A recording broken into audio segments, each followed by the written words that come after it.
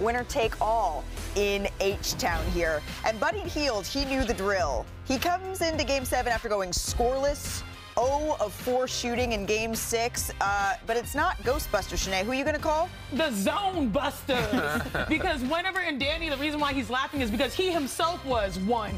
I think he was 5 for 6 against the zone defense, but there was a certain moment. First of all, we have to admire Steph, no-look pass.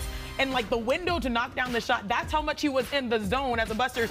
But watching this game as a Houston Rockets fan, I knew this was the moment we probably were going to lose. When he pulled up from the logo like that. I saw this, I was like, oh, it's his night. It's going to be a long one for us. So the Warriors up 8, and Hield was still on one, Andrea. You can't say enough about Buddy Hield, and it's the attention that Steph Curry gets from the defense. Look, 2 defenders locked in on where Steph Curry is.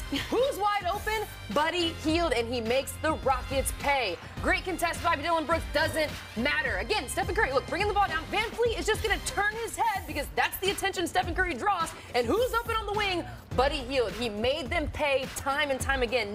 9 of Golden State's 18 made threes came at the hands of Buddy Hield. And then about a minute later here, Jimmy Butler drives, finds Hield. How much do you think it hurt him to have to pass to Buddy there? Especially because it made history. He made 6 threes in the first half. That's the most in a first half of any Game 7 in NBA history. And finally, remember, Curry, he only had 3 points in the first half here. Finally able to see one go through here, Dan. But he did so many other things that set the table for them. You know, he was a key factor, especially rebounding the ball with that small ball lineup. You see how much sort of attention he drew as well to get someone like Buddy Hield open, and Buddy made them pay. But then Steph's like, all right, enough of this. It's Game 7. I had 50 the last outing. I got to show you what I got here, Shanae. I mean, this was wild. If you think about Steph, once he gets comfortable, you remember that shot he made earlier? I was in the building Game 1 when he silenced the entire arena. But what I love is the fact that he was able to do all the other things first. He attacked the basket. He defended. He challenged his teammates, and they responded, in the words of Perk, in great fashion. And then under 3 to play here, puts the moves on Jalen Green. In trouble. He starts screaming in the camera. It ended up being a 14-point fourth quarter for Curry. No tears for Cannon.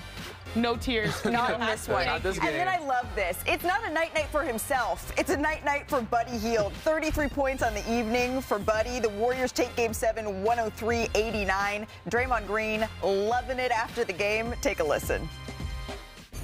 We know what it takes, baby. Surprise! Surprise! Oh. Great job by everybody on the team except Buddy. Is Buddy included tonight? 33 points. I plead the fifth. 48 minutes, toughness, grit. That's why you guys have hung banners, and you new guys, you're learning from these guys. Let's keep this thing rolling. Here's the thing. The Rockets had all the momentum. It felt like Shanae was always saying that the Rockets were playing with house money heading into Game 7. How did the Warriors pull this off, DG? I mean, it came down to the three-point line, honestly. The Rockets were 6 for 18, and 3 of those threes in the last 2 minutes. So realistically, they were lower than 30% for most of the game. The Warriors had 18. Buddy, 9 of those himself. Steph came alive in the second half. And that's the thing that Perk said about it before the series started. He said, Houston doesn't scare me because they don't shoot the 3-ball well enough, and it came back to haunt them. 18 made threes, just 6 for Houston. But for me, when you talk about Draymond Green being a star in his role, Jimmy Butler being playoff Jimmy within his role, and Buddy Hield knocking down shots, the pieces that the Warriors have. This is why they got Jimmy Butler. This is also why they got Buddy Hield to knock down threes. It all came together in Game 7. Yeah, this is Golden State. I call it 3.0 because 1.0 is Splash Bros, Draymond, right? 2.0, you add KD. This is 3.0, the third iteration of what they've done. And you've seen the strength in numbers. Jimmy Butler has 7 assists. Steph drops 19 of his 22 in the second half. Draymond holds his opponents to 3 of 17, giving you DPOY types of effort. That was on help side. This right here is the matchup. He held Alperen Şengün to 2 of 8 shooting from the field. I mean, talking about sliding those puppies, being vertical, I know he gets technicals. I know he gets flagrants, but that right there was defensive perfection. And again, we're talking about help side, how committed he is to not only shadow the ball, but also get back to his matchup. You look at the Golden State Warriors, and of course he's gonna do something different as well. Of course. You look at the Golden State Warriors, these may not be the same guys that we got used to a decade ago. Right. But they have the same core principles, different pieces, same results. Danny says antics. I say intangibles, right? That's what Draymond Green phrase. It's the intangibles. I'm gonna call it shenanigans. Shenanigans. I need to be stopped. But he calls a meeting the night before. That's what Buddy Hield says after the game, that Draymond and Steph Curry in. Jimmy Butler say, okay, we know we weren't at our best in Game 6. We are the more seasoned team, if you will. We need to be able to turn it up in Game 7, and that's exactly what they did. I don't know how Draymond found this flagrant foul, technical foul loophole here. How he found it? Yeah, but it still how feels... How it found him? Yeah, I'm not sure which one, chicken and the egg there, but it feels like it's really the intangibles that set Draymond Green apart. 100%, and it started with Steph Curry. You know, we all know Steph for a three-point shooter, and how much attention he draws offensively. Yeah. But he led the team in every statistical category. Yeah. He rebounded the ball, he assisted the ball, he also got steals, he did all the little things, set the table. In the first half, he didn't have it going, but he gave himself up, allowed Buddy to shine and thrive in that zone. You can't play a zone, you have shooters like that on the floor.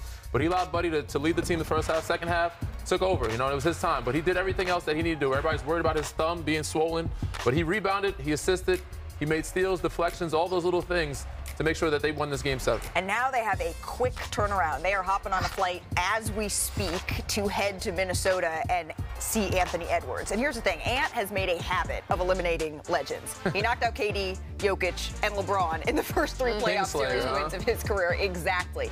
Now he has a shot at Steph Curry in the second round this season. But remember this, back in 2023, Ant, he did some foreshadowing. Take a listen.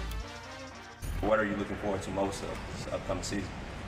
Definitely going back to the playoffs and going further in the playoffs to go versus the Warriors. I want to play the Warriors. I want to get to the Warriors. Wherever they at, I want to get to them.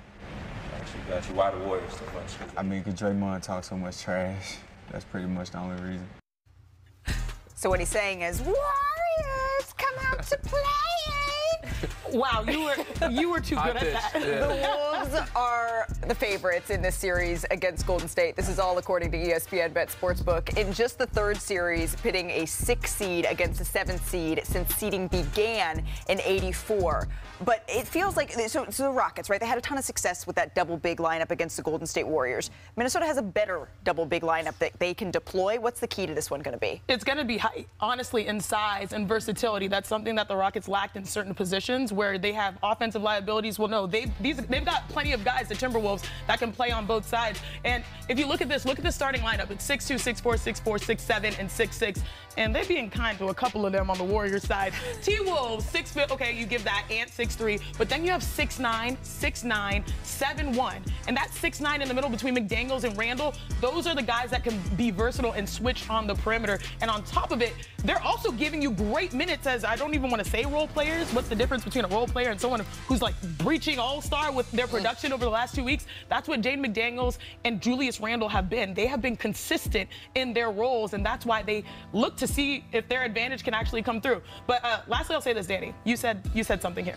If the NBA is Game of Thrones, then Anthony Edwards is Jaime Lannister. He is the Kingslayer. Really? Okay. I'm going to make an admission. I thought you said Jon Snow. I've never seen King of Thrones. King of Thrones. I'm like about to walk out of here. Do I need to? Oh my God. After the playoffs. Okay, so that's going to be my binge. But is it going to scare me? You guys know that I don't like scary. You got scared from You may need to like stop the second or third episode, but then we'll get you back. All right. I just needed to know. Okay, continue, Andre. Well, you talk about Minnesota and their size, and I understand all of that, but they are still going to have to keep up with the movement of Steph Curry. They're going to have to figure out a way to slow down Steph Curry, because I'm watching clips from Stephen Curry against the Minnesota Timberwolves. He's scoring on everybody. He's getting around Jaden McDaniels. When Julius Randle's in the ball screen, he's getting around Julius Randle. He's shooting over Rudy Gobert. I know the Minnesota Timberwolves have a ton of size. Steph Curry has put up 3 30 pieces. Out of the 4 games that he has seen Minnesota, he's put up 30 3 times, and those 3 games were wins. They're going to have to slow him down. Yes, for sure. And you mentioned Rudy Gobert. He's the key for me. If he's able to stay on the floor and be able to play against those, obviously height helps them on the offensive glass.